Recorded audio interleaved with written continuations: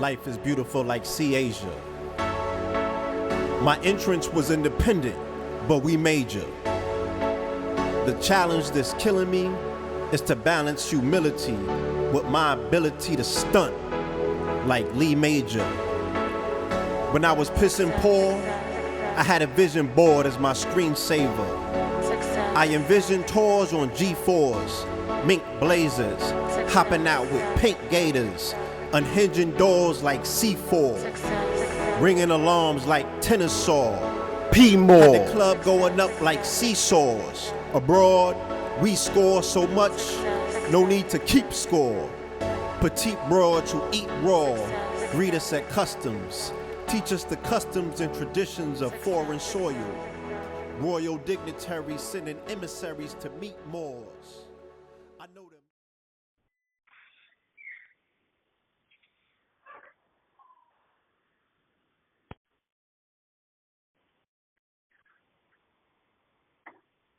Peace, family. Welcome to another episode of Underground Railroad Productions. This is your host, Rich. Back with KT, the Arch Degree Man. Welcome back to the show, my brother. Peace. What's going on? Thanks for having me, brother. Everything's good, my brother. I know it's late. I don't want to hold you too long, but I had to get some words from the brother KT. This is the brother that's holding it down when it comes to health in the black community right now, so I advise y'all to holler at him if you need some help, health-wise. But I was watching Joe Budden show on Revolt the other day, and they further elaborated on Nipsey Hussle's up-and-coming documentary on Dr. Sebi's 1988 trial. That's right. So I said, damn, I got to talk to KT a little bit about this, man. I want to get KT's take on it. You have a personal, yourself and your family, your mother, your brothers have a personal relationship with Dr. Sebi. And I want to get your opinion. Nipsey Hussle, a great brother, a great artist, teaches a lot about investment and just doing things for the hood, buying buildings in the hood, real estate, doing a lot of big things. So shout to that, brother. But 1988 case, KT, Dr. Sebi. I believe it was practicing without a license and false advertisement. His claims was that he was curing AIDS and all these diseases, and they like, nigga, you're crazy. Stop saying that. He brought in a lot of witnesses, and I guess I'm going to let you take it from there, KT. Talk to me about Dr. Sebi and, what you think about this documentary. Well, first of all, I'd like to start off by saying that, I like to take my hat off to Nipsey Hussle in regards to taking on something of this magnitude. We always talk about in the community how, health doesn't get, any exposure. We see a big rush, big influx of veganism and plant-based diets, and a whole wave of your body is electric in one form or another, being taught. However, when you look around, unless it's urban kryptonite, you don't really see any documentaries, amongst the black people. And I'm not getting into, the racism and, complaining and all that type of stuff. I'm pretty much just saying from the aspect of phenotype. It's important because in health we all know that Caucasians, Congoloid, Negroid, Mongoloid, these are all different phenotypes. You have different groups of people that are going to eat differently based on where they're from. So you see all these other people promoting different diets or promoting different regimens and ways to eat. We don't see anything for ourselves. You see what I'm saying? So we have a brother here who, based on his track record, first of all, he's skillful. I'm gonna do nothing but give love to the brother in regards to his craft. Then in regards to the moves he makes outside of hip hop, outside of the music, that shows that he cares about the community and everything like that. You know what I'm saying? So then you find out with, you know, his growth and his development and everything like that. He decides, you know, after he finds, and I believe this happened once Dr. Sebi actually transcended. I don't know if this was an idea that he had when Dr. Sebi was still alive. I think it was after he passed. Is when he started moving forward on it, if I'm not mistaken. But for him to take his work, his energy, his time, and invest it into doing a documentary centered around health, like, let's forget about the Dr. Sebi documentary, first of all. You know, that's something to make it more, you know, specific. But if we're going to look at it from a basic perspective, what we're talking about is we're talking about somebody with the right resources and finances to be able to release a documentary that really talks about health from a Black perspective, okay? That's going to be mainstream. You see what I'm saying? Which, for the youth, for the next generations coming up, you know what I'm saying, for this whole change of society that we've experienced through social media, that's necessary. You know what I'm saying? So that's why I got nothing but love for the brother in regards to that, you know.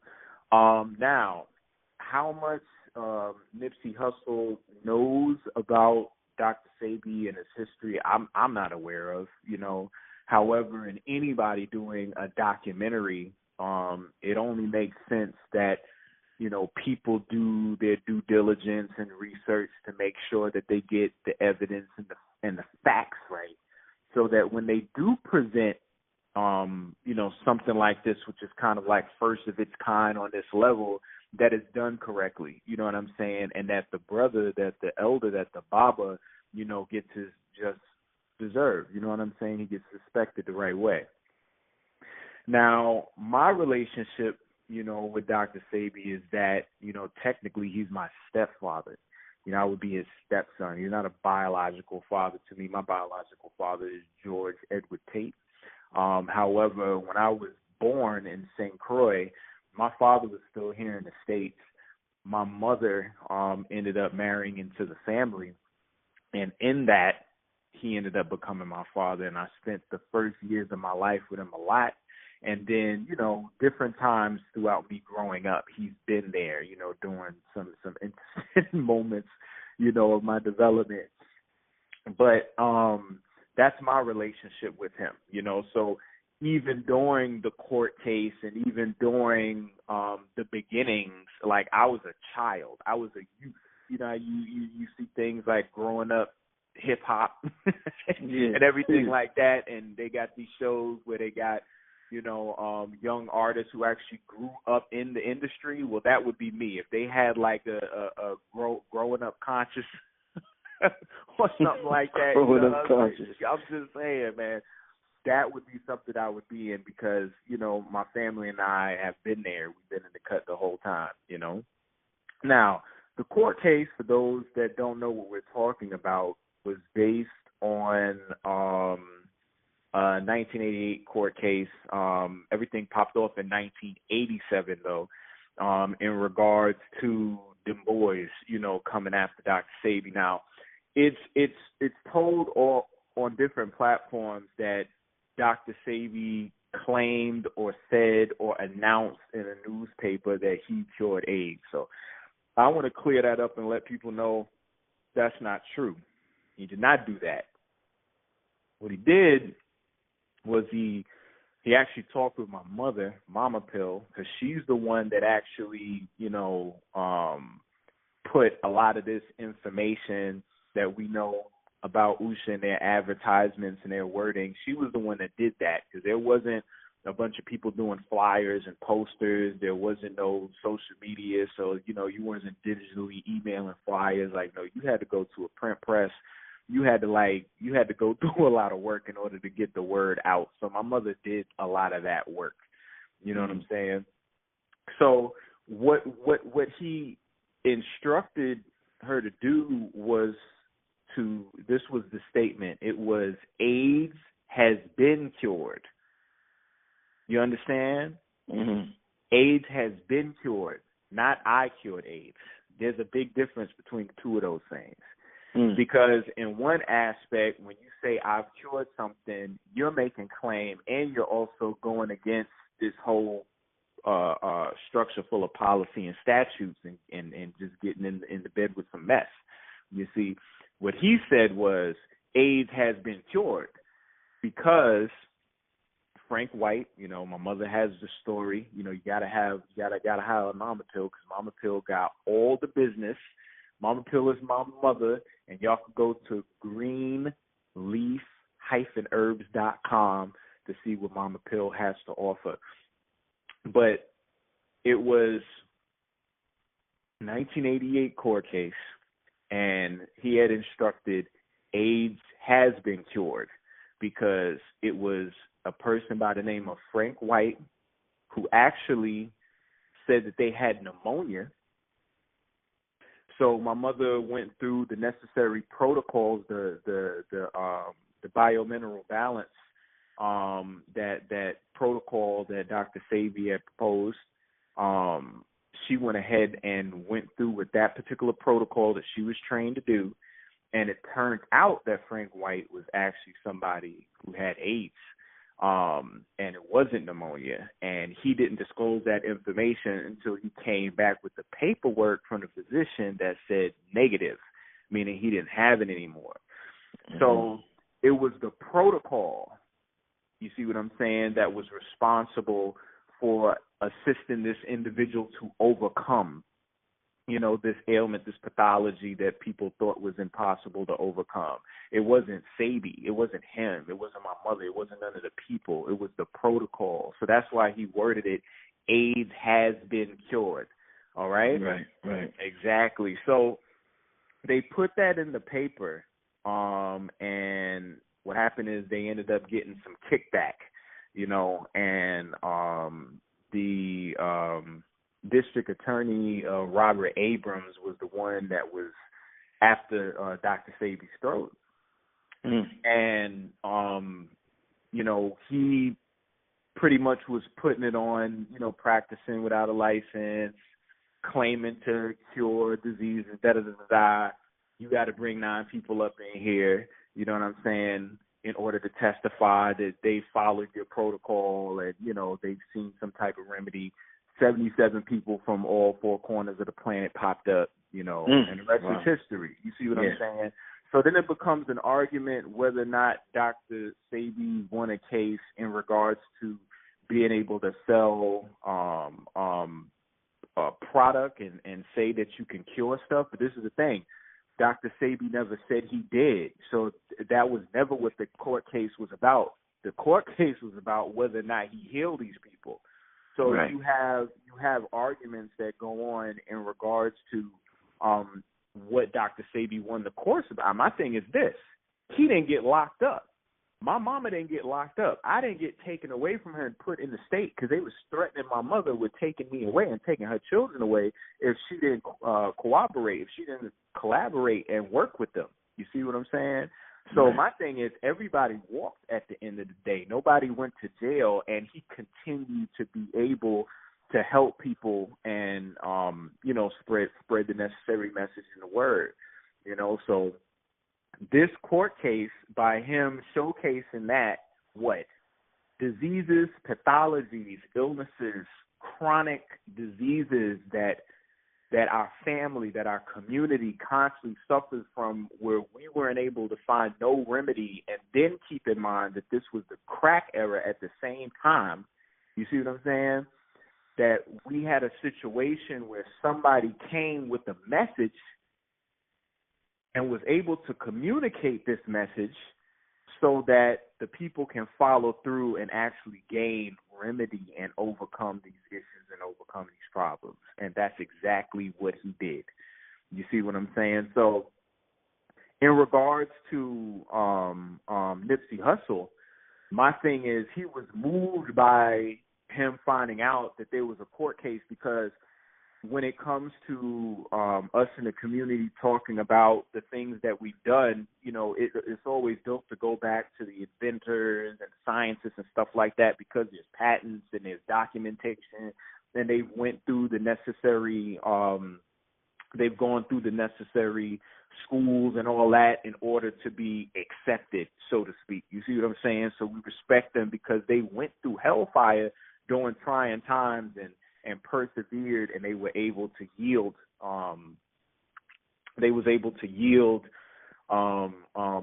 Inventions and innovations and things of that nature. So then when we come into our time when we deal with a lot of elders and they don't have all of those credentials, then you have a divide amongst the youth and amongst, you know, peer groups in regards to whether elders are speaking truth or they speaking pseudoscience. So it's always a blessing when we have an example like this where somebody actually did have to deal with the law and persevere to one degree or another. You see what I'm saying? And like I said, the main point of all of this is these people were suffering from illnesses that they were told could not be cured, or that they were going to die, or they would have to live with. And this man, based on the message that he decided to spread, was able to help all these people. Now, the biggest thing that we have to understand about Dr. Sebi is that his name is Alfredo Dorrington Bowman, which means Dr. Sebi is a title, okay, that was given to him. Now, just like any other brand, a brand is never just one individual. Where did you get the title from? Oh yeah, my mama's gonna have to tell you that story. I'm not about to give that one out, but that is one to laugh at right there, bro. I tell you, like I said, Mama Pill has the information. Do you understand what I'm saying? I was a child observing and experiencing this stuff. She was a grown woman, green, learning this stuff because her cup was empty, filling it on up. You see what I'm saying? And she has great recall, so she can go back to dates and times and all types of other stuff. But what I was saying was his name is Alfredo Dorrington Bowman, and like with any other brand, when I say Nike, when I say McDonald's, when I say Polo, when I say Gucci, you know what I'm saying? People probably like, why are you saying all of these whack companies, bro? But when you hear about these brand names, you know that there's a logo, that there's a certain vibe associated with it, but you do know there's a corporation behind it and a group of people. Because corporation deals with corporeal, you know, which means body. You see what I'm saying? So when you're dealing with a brand, you're dealing with a whole group of people. So Dr. Sebi wasn't just one man, is where I'm getting at. The whole movement, you know, of Dr. Sebi in the 80s up until this point has been a collection of people. But me, I'm going to talk about what I know, which is in the beginning. I was born in 1981, you know what I'm saying, living in St. Croix while all this was popping off. You see what I'm saying? I know by facts that Dr. Sebi and his success and the people being able to find out what his genius is because he had a group of people around him. He had a team. You see what I mean? And my mother was definitely integral and part of that team. You see? For instance, everybody knows Dr. Sebi based on a famous picture. It's a famous black and white photo of him. Everybody knows this picture. My mother is responsible for getting that picture done from a member in our family. You know, he's the one that was able to take this picture, march and bow. All right. And also a lot of the images and a lot of the recordings, that was made in the early days was filmed and was recorded by him and documented by him, So, there was so many things that went into it, the locations. How about the whole, like right now, me and you are on a platform that you provide through the internet. But before this, Rich, what did we have? We had Black Radio. You see what I'm saying? So there wasn't no getting on no Blog Talk or getting on no YouTube or getting on no internet to get none of this message across. You had to get on Black Radio, and whoever was the person in front of that microphone that brought you on, they were the king. They were the gatekeeper. Like, they didn't care if you was black. They didn't care whatever you said you did. You better know your stuff, and you better be consistent, or they'll tear you up. But, Dr. Sebi definitely got an opportunity based on the team orchestration. You see what I'm saying? Mm-hmm. And through that, he was able to get this word out, which was a word that was different from the word that was being spread in our community by other black leaders speaking on health. We were caught up in a lot of the information being put into the library and everything by white doctors and by controlled experiments that didn't resonate with our phenotype, our haplotype, our genotype, you see, and we decided to follow through on what a lot of other people were doing, and because our system doesn't work the same way as everybody else's system does, just like you throw in some sand inside the gas tank, the engine is going to start shutting down. You're going to start having problems. You're going to start kicking smoke, you see. So he came with a whole different type of protocol. The body is electric, hybrid foods. You know what I'm saying? Everybody brought their foods but us. We need our environment. We need light. We need oxygen. We need iron. And all this information exists now. Like, people know it is fact. Like, they got so many papers based on all this info that he dropped. They're just catching up to this stuff now. It's amazing. You see what I'm saying? So I'm like, this story, like Dr. Sebi's story is amazing. Like, just the portion I know. Like, I know I only have a slice of that pie. I don't know the whole pie. But the slice I got is enough to feed a whole world. You see what I'm saying? Like, he lived a very enriched life. He got a lot of things done. But the only reason why he was able to get the things done on the level that he did was because he was a team. He was part of a team. It was not just him that was responsible for doing this. So with Nipsey Hussle, being inspired by the work that Dr. Sebi has done in regards to health, I mean, I could do nothing but be thankful that somebody, is taking their resources and investing it in something that the next, forget what I know, forget the guy 5 years younger than me. You know what I'm saying? How about the guy 10 years younger than me? How about the guy 20 years younger than me? That's going to see this for the first time coming from Nipsey Hussle, from somebody they connect, that they can relate to. And it's enough to create a relativity factor. So now they'll go and they'll do the research and change their lifestyle and their dietary habits for them and their family. That's what it's all about at the end of the day. At the end of the day, we know we're all sick in our community. You know what I'm saying? He used to say it all the time, I'm the sickest of them all. He would always say, I'm your brother. He would never say, you're my fan or my client, or, he wouldn't use nothing like that. He would also say that this message is not mine. You know what I'm saying? This is ours, you see?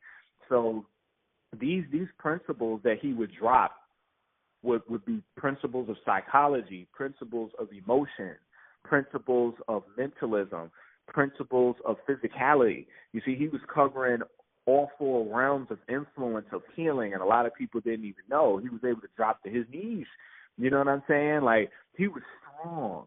His recall, quick, fast, in a hurry. He moved like a teenager, like a not even a 18, 19, sleep until 1 o'clock in the afternoon teenager. I'm talking about you just turned 13 teenager. Yeah. Getting up early in the morning, Saturday morning cartoons. You know what I'm saying? Like, he had that pop, he had that energy. and he has to be shown in the right light. So my only thing that I would say in regards to Nipsey Hussle in his documentary is, the same way that we amass all of these funds, and as we do, you can see it reflect in like videos and cars, and the roles they take and the clothes they wear, they kind of like level up. Well, I would say that just make sure you put that same level of quality and class into doing this documentary, and that's going to be based on you doing proper research and getting in contact with the necessary people that were there in the beginning. In the beginning, how many times have you talked to Moors, Rich, and they tell you about that Black Law Dictionary? What do they say about the Black Law Dictionary? They swear by it. That's like their Bible. They swear by it, but they'll never tell you to go get no recent edition, like the 12th or 13th edition. Right. They're going to say the second, get the fourth, get the second. Yeah. You know what I'm saying? Why? Because they say, man, they done twisted the words up since then. So you want to always go back to that original. You want to go back to the one. You want to go back to the people that were there, that were responsible to catalyze the reaction that allowed the nonlinear effect of this huge ramification that we live in today. I'm talking about, you could pull on YouTube right now, and there's at least 5 of his videos that are 3-4 million views, bro. Mm-hmm. Crazy. You see what I'm saying? So that's what I mean by nonlinear effect. We think of linear effects, which is like this leads to that, leads to that, leads to that. A nonlinear effect is like what do you call it? The butterfly effect, where they say, yo, can a butterfly's wings in like Brazil create a tornado in Louisiana? You know what I'm saying? There are little things that can happen on small scales that are nonlinear that can have huge, huge ramifications later on down the line, and we're experiencing that now. I don't know if Dr. Sebi and his camp and my mother knew that they were going to reach this degree of people. I knew they were this passionate. I know my mom was so passionate because she was like, people need to know this. She's been listening to doctors and nurses and other people in the community time and time again, but there was still something missing, and it wasn't until she ran into this man that she was like, yo, you know what you're talking about. You know what I'm saying? And my thing is, I'm a result of that. She implemented those principles in our household, and I'm a byproduct of those principles being instilled in a child from birth. You understand? Yeah. I was there from the time I was born. Now, I've made my choices and made my decisions as I've gotten older and I've developed. However, I am who I am. All the accolades you give me, and as much props as you give me, and the community does, and the love and the light that I get that only because my mother put me in a particular environment when I came into this world, and she made sure that I stayed in a makeshift version of an environment, as I got older.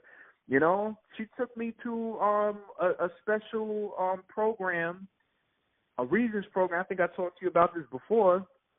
You in New York back when I was younger, when I was like in elementary school. Let's say I think I was in 5th, 6th grade. The high schoolers had to take a Regents exam. Do you remember the Regents? Yeah, Regents, yeah. Mm-hmm. Yeah, you take that in 12th grade, right? Yeah. Okay, and that determines college and all of that. Well, my mother put me in a program when I was in, I think it was like late 5th grade and early 6th grade, where I went to a program with high schoolers that were taking a course for the Regents exam. But they were in high school. These was 12th graders. I was 6th grade, 5th. These were 17, 18-year-olds. I was like 11. I was like, smart guy. You remember the smart guy? I was like that in there. So I was learning everything about the body, everything about health and physiology and anatomy with these high schoolers, bro, and I took the test with them, and I passed. I passed in 6th grade, for college. You see what I'm saying? But the only reason why I was able to do that was because I was breastfed, because I wasn't given formula. I didn't get vaccinations. I got a great amount of iron and oxygen. I was in UVB environments. I was in the water. I was actually a community child. So all the women that were around at that time, they all cared for me. You know what I'm saying? I got taken care of by a village. You see what I mean? So, I was lucky enough to come in the world when it was in a state that a lot of us aspire our community to be in.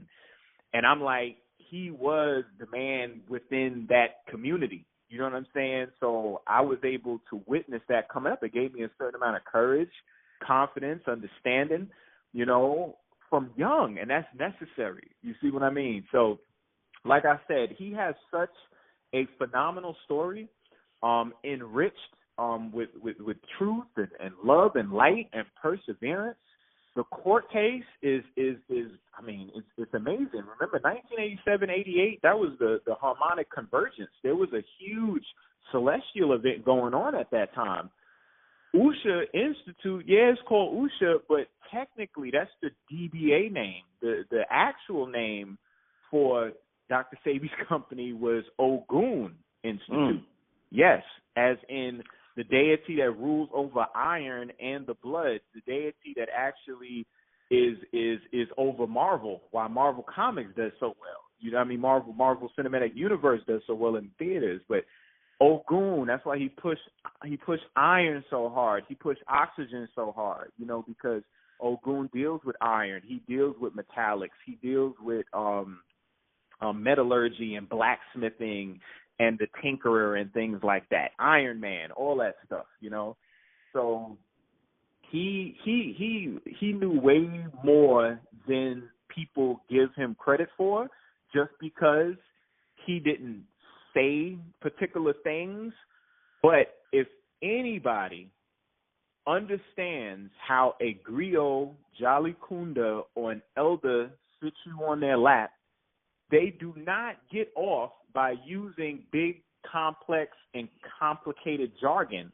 They actually try their best to simplify high energy concepts into allegorical forms so that you can get a story to retain all principles in the story. So Sebi did condensed physics, condensed biophysics, where if you took the time and listened and actually did the further research, it would bloom and open up and unfurl into a whole other world of information. You see what I'm saying? At least that's what I got out of it. I don't know about everybody else. You know what I'm saying? Mm-hmm. But, yeah, man, like I said, I got nothing but love for the brother. I don't know, you know what I'm saying? We keep crossing paths. Like, I'm in Dallas. He just stopped by at a spot that I do my events at and everything a couple days ago. You know what I'm saying? I know he's done big things. He's doing big things, and he got his eye on doing bigger things. And I just hope that the same way bottles is popped and ghost Bentleys are bending the corners with shiny rims, I hope this documentary has that same level of class. You see what I'm saying? And I hope he's able to do the necessary research to put at least the necessary truthful elements in the film, in order to give it a great foundation. I'm going to tell you, KT, it's definitely a pleasure talking with you, kicking it with you about the history of Dr. Sebi, and I'm sure a lot of things a lot of people didn't know, and like the Ogun thing, that's something a lot of people don't know. Oh, yeah, Ogun, man. And for those who don't know this, the current location of the Barclay Center, which, may I remind you, is a hemoglobin molecule. That's another story. But if you notice, the Barclay Center is just oxidized iron. It's just this rusty metal contraption shaped like a bent toroid. Well, guess what oxidized iron represents? All that is Ogun energy. So this very same location that Usha Institute, or rather Ogun Institute, sat at, 616 Pacific, if I'm not mistaken, is where is the current site that the Barclays Center sits at right now. Wow, man. Yeah. I grew up in there, bro. All white walls, bro. Little sea moss pudding cups. You know how Cosby was selling the Jell-O pudding? Well, Sebi had the sea moss pudding cups, bro, in the refrigerator. Like when people would come in to hear talks, they get a little cup, go sit down, had a little skylight. It was all white. It was beautiful, man. It was beautiful, and it was just like class would always be in session.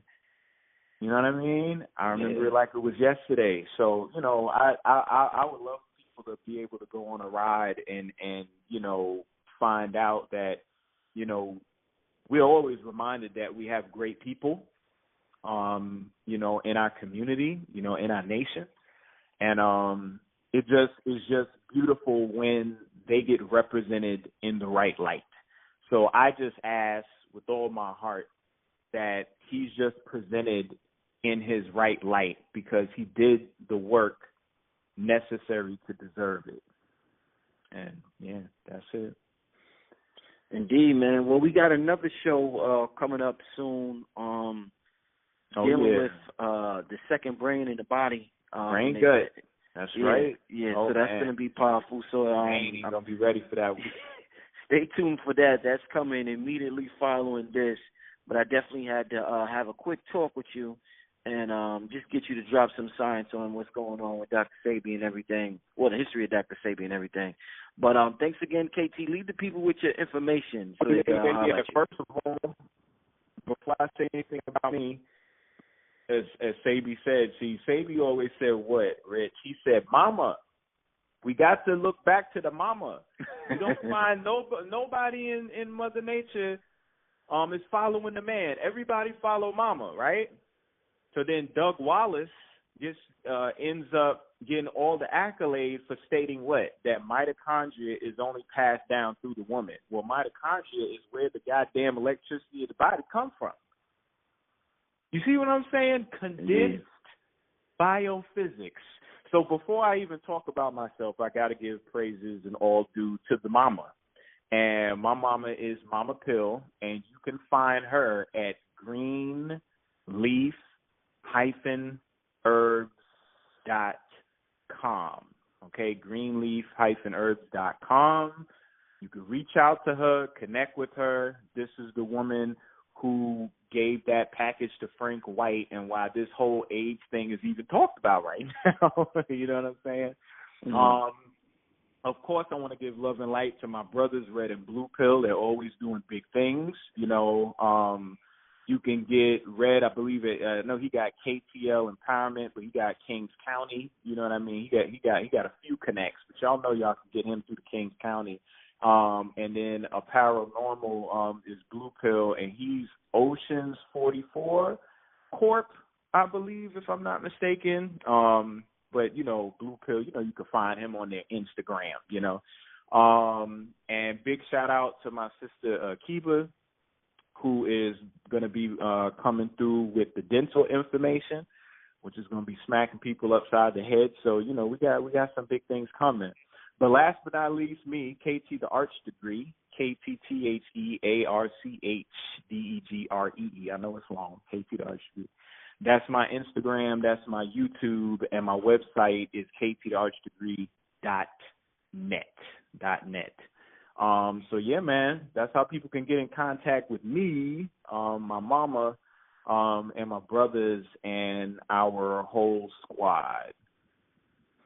Indeed. And with that being said, I want to thank everybody for tuning in. Make sure you like this video, subscribe, show support on Cash App, or you can also join Patreon to become a member and see exclusive videos and help get this independent media thing going to the next level. But once again, thank you, KT. This is Brother Rich. We signing out. Peace. Peace.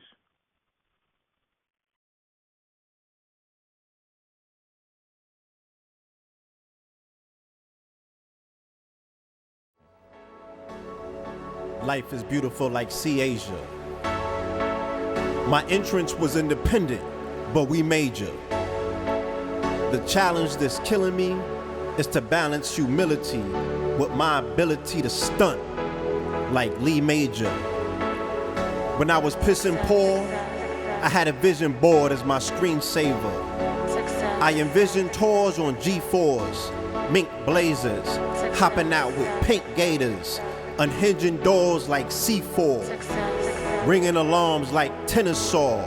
P-more. Had the club going up like seesaws. Abroad, we score so much, no need to keep score. Petite broads who eat raw, greet us at customs, teach us the customs and traditions of foreign soil. Royal dignitaries sending emissaries to meet Moors.